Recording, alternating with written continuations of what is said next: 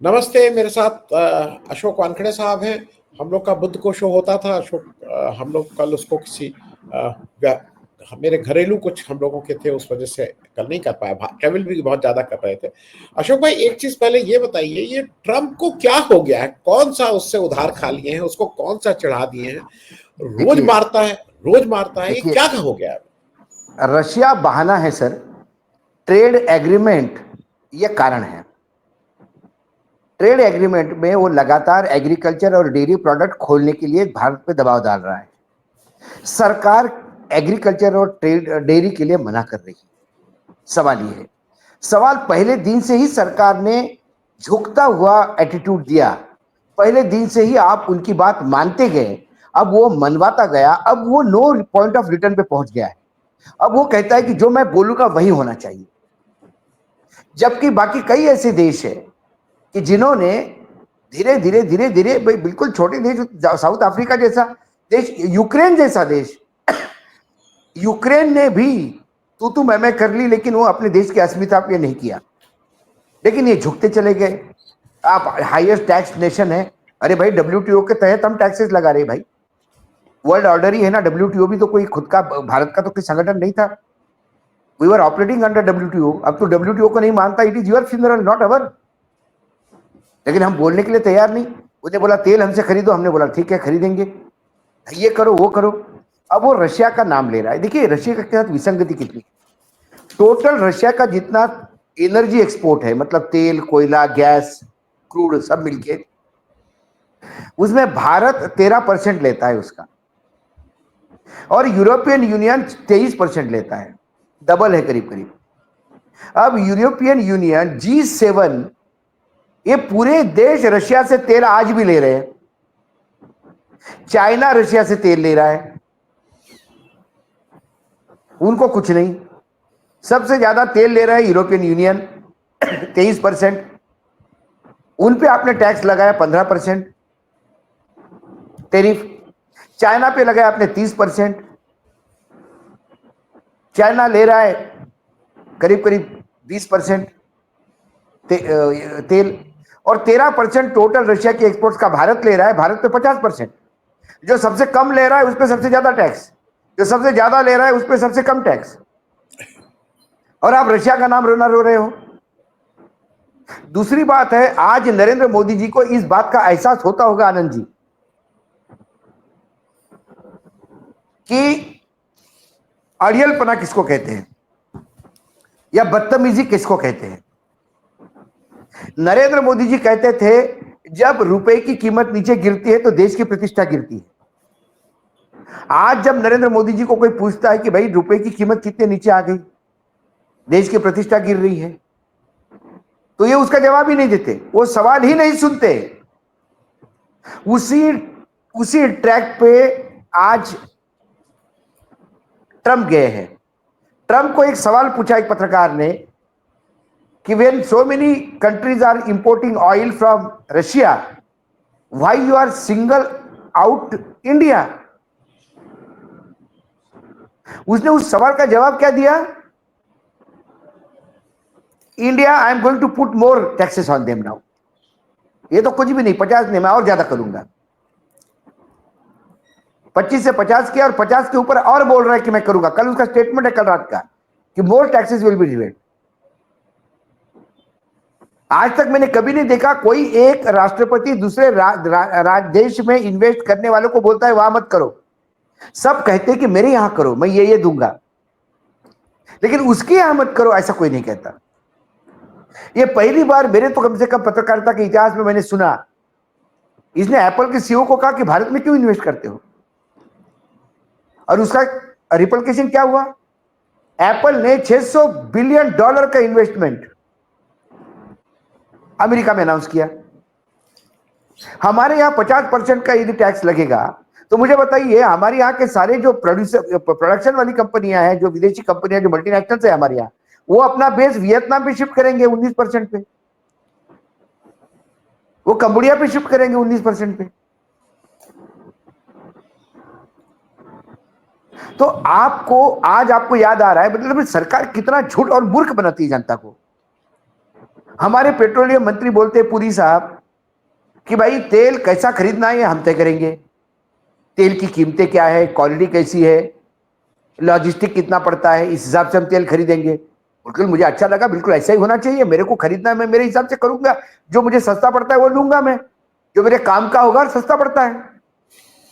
फिर आपने क्या किया, रशिया से तेल इंपोर्ट कम कर दिया और अमेरिका से दुगना कर दिया। अमेरिका से तेल इंपोर्ट करने में या अमेरिका से क्रूड लाने में हमें लॉजिस्टिक का 40% खर्चा एक्स्ट्रा है। इतने दूर से तेल आएगा तो महंगा आएगा। तो भारत सरकार अमेरिका से तेल किस कंडीशन में खरीद रही है, क्यों खरीद रही है? जब दूर पड़ता है, लॉजिस्टिक के खर्चे 40% एक्स्ट्रा है, तो खरीद क्यों रही है? हमने सिर्फ नरेंद्र मोदी जी ने अपने जिद के चलते भारत को ना घर का ना घाट का बना दिया है। हम नॉन अलाइनमेंट नेशन थे, और जब कोई हम पे आतंकी हमला करता, हम पे एग्रेशन करता, तो हमारे साथ लोग खड़े थे, उसमें रशिया हुआ करता था। 71 के वार में बाकायदा इंदिरा गांधी को धमकियां मिली, भारत को धमकियां मिली, अमेरिका से धमकी ही नहीं मिली। उनका 7वां बेड़ा, 7th फ्लीट, जो अमेरिका का सबसे खतरनाक, वो भारतीय समुद्री सीमा के आगे खड़ा हो गया। लेकिन फिर रशिया ने कहा कि हमारी पनडुब्बियां भी वहीं खड़ी है, याद रहे, आगे आने का 3 बार सोचे। आज भारत के साथ कौन खड़ा है? जो ट्रेडिशनल रशिया आपका दोस्त था, आपने उससे, अमेरिका से दोस्ती के चक्कर में आपने उसको ठुकरा दिया। चीन आपका दुश्मन है, पाकिस्तान आपका दुश्मन है। चीन और पाकिस्तान के साथ सारे लोग खड़े हैं, हमारे साथ कोई खड़ा नहीं है। जिसके जीत के लिए यहां पे ये अंधभक्त हवन कर रहे थे, आज हवन में हाथ जलवा लिए उन्होंने अपने ही, मुंह जल गया हवन में। वो आदमी रोड ठोक रहा है। वो तब तक आपको परेशान करेगा जब तक हम अपना सेक्टर नहीं खोलेंगे। एग्रीकल्चर और डेयरी प्रोडक्ट खोलना मतलब अपने यहां किसानों के लिए आत्महत्या के लिए प्रवृत्त करना। दूसरी सबसे बड़ी बात, जो अहम बात है, वो पूरे, देखिए 25% उसने बढ़ाया, ट्रेड डील की बात नहीं की। 50% किया, ट्रेड डील की बात नहीं की। 50% पे एक्स्ट्रा सेस लगाने की बात किया, ट्रेड डील की बात नहीं कर रहा है। वो ट्रेड डील का जिक्र ही नहीं कर रहा है, बार बार रशिया का, यूक्रेन का जिक्र कर रहा है। वो हमको विलन बना रहा है, और हमको विलन बनाने से वो यूरोपियन यूनियन के, हम क्या करेंगे कल? अमेरिका माल नहीं लेता है भाई, 50% लगाए, तू 100% लगा, हमको कोई फर्क नहीं पड़ता, हम ये माल कहीं और बेचेंगे। आप कहीं और बेचने जाओगे, यूरोपियन यूनियन उसके साथ खड़ी है, वो बोलेगा नहीं, रशिया से तेल खरीद रहे हम आपको नहीं करते। जो लोग रशिया से तेल खुद खरीद रहे हैं, वो भी हमको कहेंगे कि आप खरीद रहे हैं, अमेरिका मना कर रहा है, हम आप पे सैंक्शन लगाएंगे। ऐसा कौन सा देश है जो अमेरिका के खिलाफ खड़ा होकर बोलेगा नहीं, हम तुम्हारे साथ हैं? जो लोग बोलने वाले थे, उनसे हमने पहले दुश्मनी ले ली। मुझे समझ में नहीं आता। जी अशोक भाई, मैं इसी से, क्योंकि इससे रिलेटेड सारी चीजें हैं। देखिए, एक बहुत अहम चीज आई जिसको ऐसे ही कहा गया, नहीं नहीं ये कोई नहीं है, ये रिक्वायरमेंट है। अडानी जी ने APSEZ, जो उनका Adani port special economic zone है, उससे इस्तीफा दिया है एग्जीक्यूटिव चेयरमैन के पद से। अब कहा यह जा रहा है कि वो तो कंपनी लॉ की रिक्वायरमेंट थी नहीं, तो एकदम से क्या इनको सुबह सपना आया कि ये कंपनी लॉ एकदम सुबह सुबह चेंज हुआ? आनंद जी, मेरे पास जो इंफॉर्मेशन है अडानी ग्रुप से, गौतम अडानी, अडानी एंटरप्राइजेस छोड़ के बाकी सभी कंपनियों से विड्रॉ हो रहे हैं, और ये सिर्फ कंपनी को बचाने के लिए है, क्योंकि वो भी समझ गया कि अमेरिका एक दिन उनको उठाए बगैर नहीं रहेगा, और भारत सरकार जब गले में आ जाएगी तो इनका बलि भी दे देंगे, इनको हैंडओवर कर देंगे अमेरिका के। ये अब वो समझ में आ गया, तो कंपनियों के काम नहीं रुके, इसलिए वो विड्रॉ हो रहे हैं, सिर्फ अडानी एंटरप्राइजेस पे वो बने रहेंगे। ये खबर मुझे उन्हीं के मित्रों द्वारा, मैंने बोला क्या हो गया भाई ऐसा? तो उन्होंने कहा कि नहीं, सभी कंपनियों से विड्रॉ हो रहे, बस अब एक कंपनी अडानी एंटरप्राइजेस में रहेगी। जी जी, उन्होंने भी खतरा भाप लिया है। कुल मिलाकर आज हम ये कहते हैं, अच्छा देखिए, एक बात हम भी कहते हैं कि यदि हमारा माल कहीं और नहीं बिकेगा, देखिए चाइना से हम माल खरीद रहे हैं, चाइना को डॉलर दे रहे हैं, या यूरो दे रहे हैं। रशिया से माल खरीद रहे हैं तो यूरो दे रहे हैं या डॉलर दे रहे हैं। हमारे देश में डॉलर आ कहां से रहा है? हमारे देश में डॉलर आ रहा है अमेरिका को जो माल बेच रहे हैं वहां से, जो यूरोपियन यूनियन को बेच रहे हैं वहां से, बाकी सारे देशों से। जब अमेरिका से ही डॉलर आना बंद हो जाएगा तो हमारे यहाँ कितना सेक्टर डाउन हो जाएगा। यदि कपड़े का सेक्टर डाउन हो जाएगा, हीरो का सेक्टर डाउन हो जाएगा, आपका इंजीनियरिंग का सेक्टर डाउन हो जाएगा, फार्मा में बहुत जल्दी चोट लगेगी। यदि इस इंडस्ट्री का आउटपुट डाउन हो जाता है तो फिर यहाँ पे बेरोजगारी बढ़ेगी। हमको अमेरिका ने बड़ा सिस्टमैटिक प्लान में घेर लिया है। होता क्या है आनंद जी, जो लोग राजनीति में पके पकाए रहते हैं, जिनको एक विजन होता है देश के लिए, वो व्यक्तिगत दोस्ती अलग रखते हैं और देश के लिए बात अलग होती है। देखिए, इस मामले में मैं ट्रंप को सैल्यूट करता हूं। वो बोलता है कि Modi is my friend, but let's make America great again. उसके लिए मुझे मेरी दोस्ती की भी कीमत देनी होगी तो मैं दे दूंगा। अशोक जी नहीं, पुतिन से बात करने जा रहा है, पुतिन से बात करने जा रहा है। वो समय आने पे पुतिन से बात करेगा, चीन से बात करेगा, सबसे बात करेगा, लेकिन उसके चक्कर में हमने 10 लोगों से दुश्मनी पाल के रखी है। ऑपरेशन सिंदूर में तो ये बड़ा क्लियर हो गया है कि पूरा विश्व कहां है। पाकिस्तान की कोई बुराई नहीं कर रहा है, आतंक की सब बुराई कर रहा है, वो तो सभी करते, पाकिस्तान भी करता है। भारत में आतंकी हमला हो गया, इसका पाकिस्तान भी आंसू बहाता है, अफगानिस्तान भी करता है, अफगानिस्तान भी करता है। लेकिन कौन पाकिस्तान को इंगित करता है? किसी ने नहीं। ये हमारे यहां से 51 लोग चले गए थे, ये मेंबर ऑफ पार्लियामेंट, इनके पैसे काटने चाहिए, इनके पैसे वसूलने चाहिए। ये विदेश घूम के विदेश यात्रा पे चले गए थे, एक देश से एंडोर्समेंट नहीं करवा पाए कि पाकिस्तान आतंकी देश है। गाने गाए, शॉपिंग की और वापस आ गए। पैसा हम लोगों का, टैक्स पेयर्स का। जी। सवाल यह है कि आज अमेरिका ने हमको नो पॉइंट ऑफ रिटर्न पे छोड़ दिया है।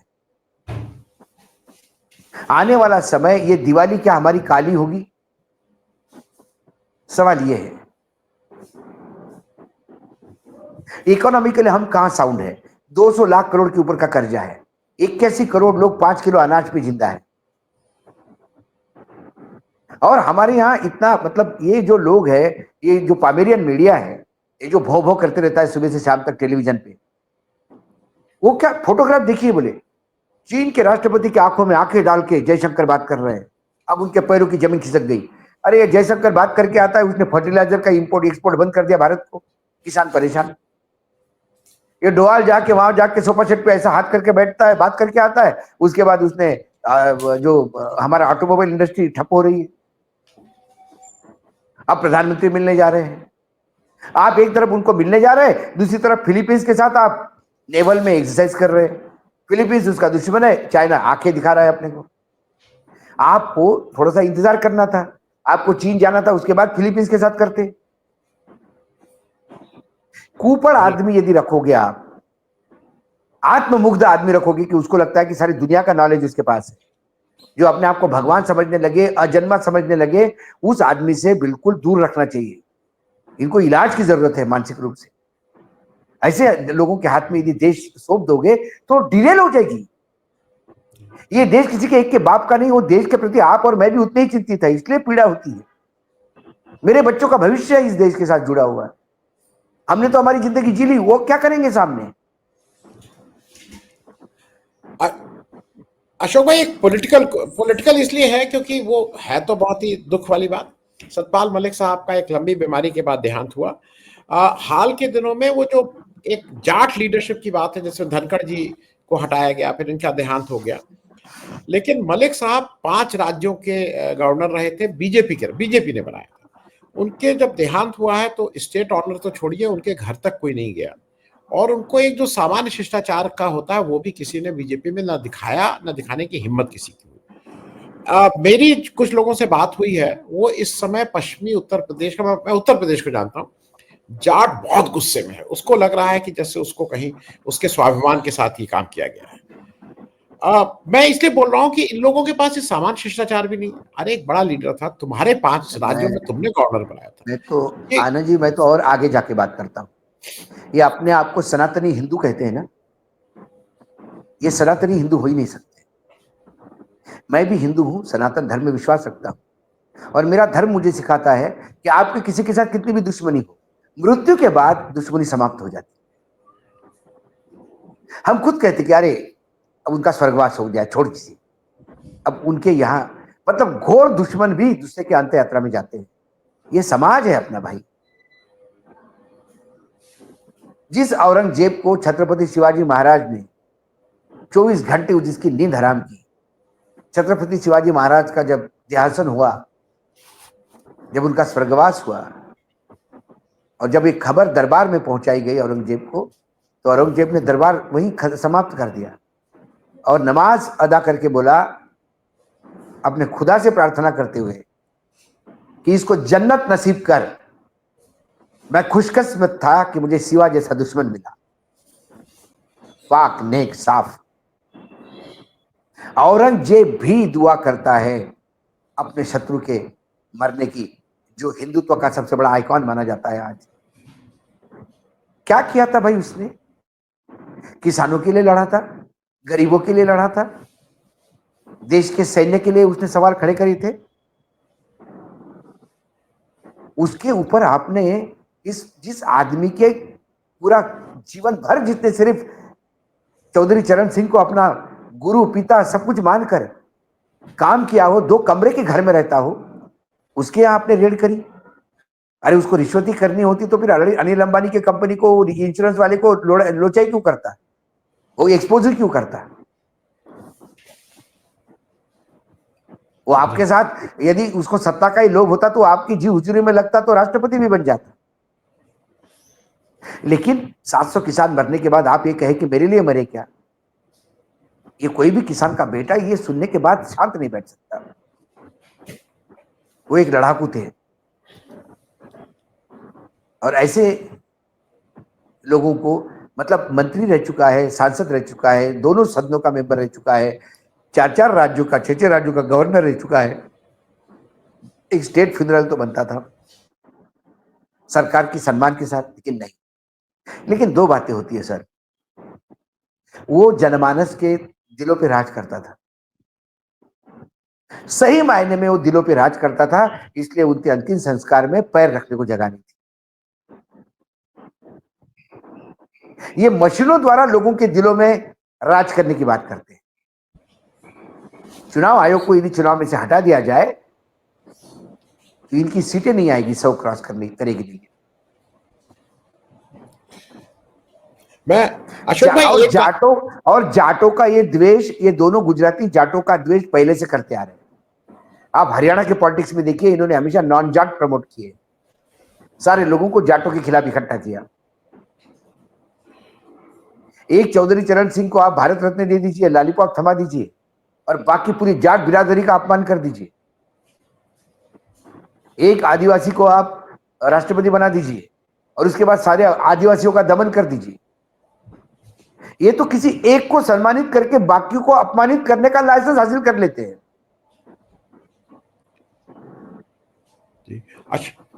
अशोक भाई, एक इसलिए क्योंकि वो उसका सबसे अच्छा, मैं 1-2 प्रश्न ऐसे रखता हूं जो मुझे लगता है कि उसको आप ही सबसे ठीक से टैकल करेंगे। 2 प्रश्न एक साथ ही कर ले रहा हूं। मालेगांव के अदालत के हिसाब से मालेगांव टाइप कोई चीज हुई नहीं, वो प्रूव ही नहीं हो पाया, कुछ अजीब तरह का, सबको छोड़ दिया। और मैं साथ में एक प्रश्न और जोड़ दे रहा हूं, क्योंकि मुशर्रफ जी का मैंने बात की थी इन सबसे, क्या इस देश में शहीद करकरे को न्याय कभी मिल पाएगा कि नहीं मिल पाएगा? दोनों चीजें एक दूसरे से रिलेटेड है, इसलिए मैं बोल रहा हूं। सवाल ये है कि करकरे थे भी कि नहीं थे, ये सवाल है। करकरे एग्जिस्ट ही करते थे कि नहीं? क्योंकि मालेगांव में तो ब्लास्ट ही नहीं हुआ, लोग खड़े थे, पता नहीं कहां से कुछ चीज आके लगी, उनको मर गए। जिस मोटरसाइकिल पे ब्लास्ट हुआ, उस मोटरसाइकिल का चेसिस नंबर नहीं एनआईए दे पाई, डूब मरना चाहिए एनआईए को।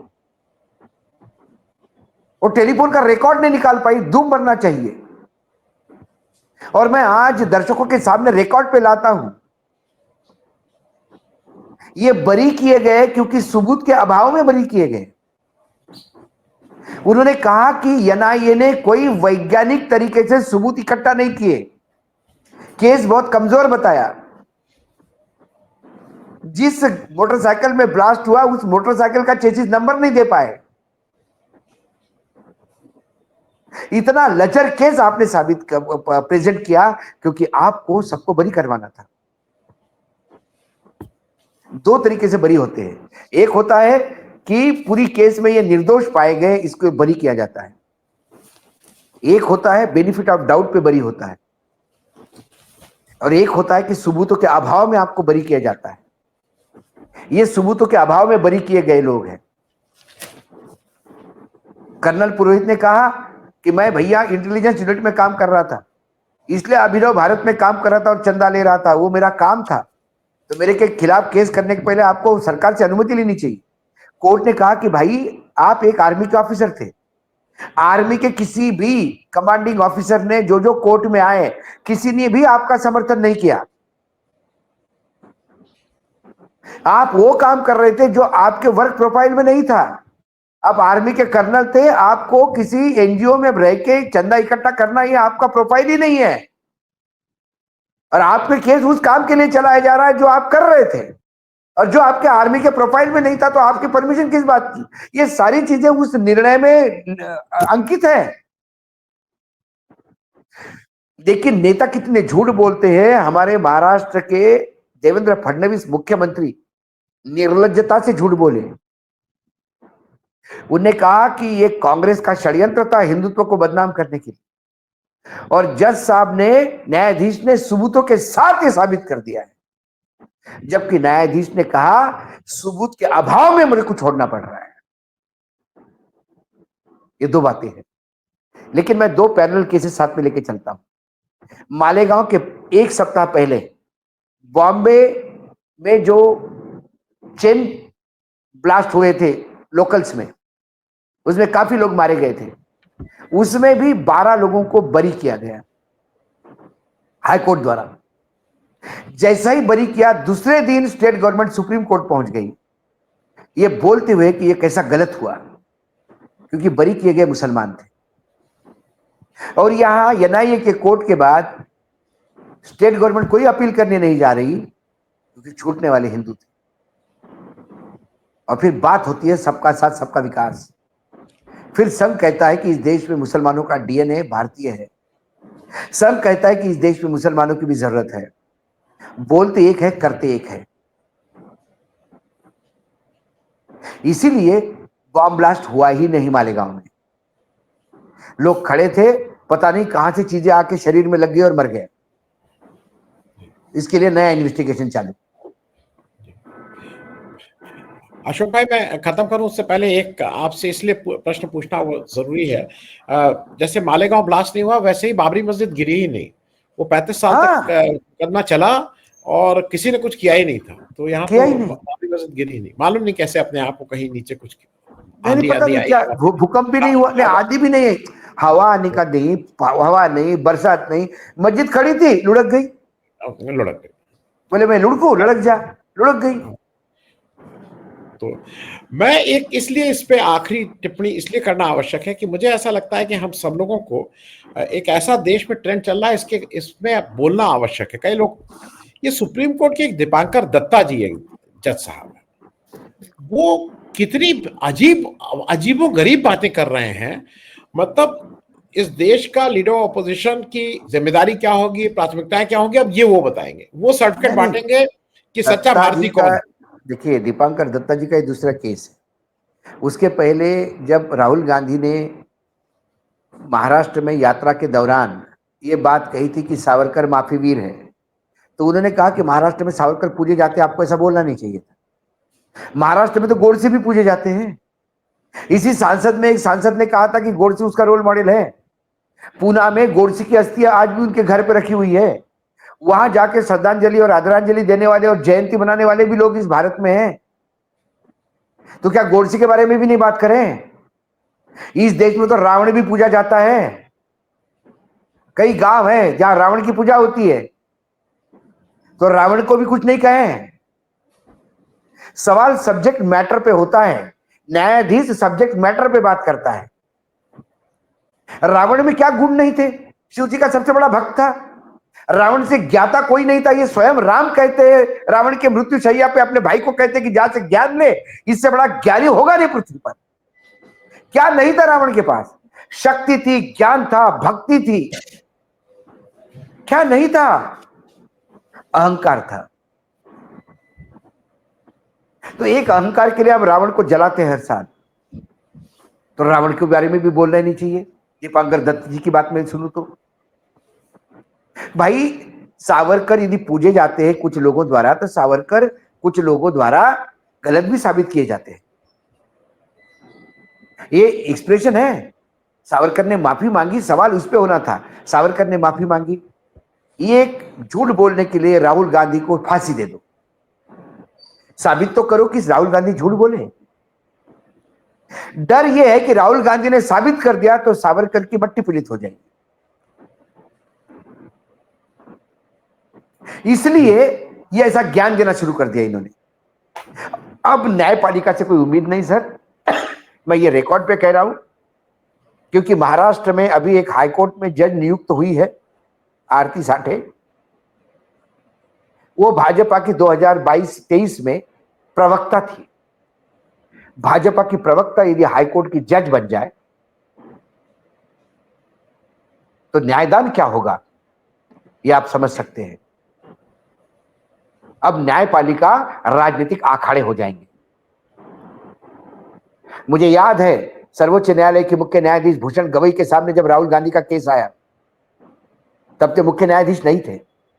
तब उन्होंने कहा कि मेरे पिता कांग्रेस से सांसद रहे हैं और कांग्रेस पार्टी से जुड़े थे, इसलिए मैं इस केस से हटना चाहता हूं। लेकिन जो विरोधी जो सरकार की तरफ से जो लड़ रहे थे केस, उन्होंने कहा कि नहीं, न्यायाधीशों पे हमारा पूरा विश्वास है, इसलिए हम आपके नियत पे कभी खोट नहीं करेंगे। क्या आरती साठे आने वाले हर केस में ऐसी कहेगी? मैं भाजपा की प्रवक्ता रह चुकी हूं, ये केस में मैं रहूं कि नहीं रहूं, बताए मुझे। क्या जा रहा है ये? और यदि भाजपा की प्रवक्ता हाईकोर्ट में जज बनती है तो उसका पाप सर्वोच्च न्यायालय के कॉलेजियम का भी है, जिसमें स्वयं भूषण गवई है। भूषण गवई इतनी ट्रांसपेरेंसी दिखा सकते हैं, लेकिन अपॉइंटमेंट में फिर बीजेपी के प्रवक्ता को कैसे मुख्य न्यायाधीश, मुझे उच्च न्यायालय के न्यायाधीश नियुक्त करते हैं, ये एक सवाल है। क्या हो गया फिर उनको? अशोक भाई, माखौल तो ये बन गया है इस देश में, सुप्रीम कोर्ट इस देश के संविधान के लिए है, बिहार के एसआईआर के लिए उनके पास टाइम नहीं है। मतलब हम अभी सुनेंगे, कभी सुनेंगे, तभी सुनेंगे। अरे भाई, मैंने क्या कहा, न्याय देना और न्याय होना, इसमें दो अलग अलग बात है। और उदाहरण के तौर पे इलेक्टोरल बॉन्ड का सत्य लोगों के सामने लाकर सर्वोच्च न्यायालय ने न्याय दिया, न्यायदान का काम किया, लेकिन न्याय हुआ क्या? क्योंकि उस इलेक्टोरल बॉन्ड के नाम से जिन लोगों ने भ्रष्टाचार किया, व्यभिचार किया, जो भी किया, कुराचार किया, उन पे एक्शन हुई क्या? नहीं। सर्वोच्च न्यायालय ने बोला वो नहीं कर सकते हम, तो न्याय दिया लेकिन न्याय हुआ नहीं।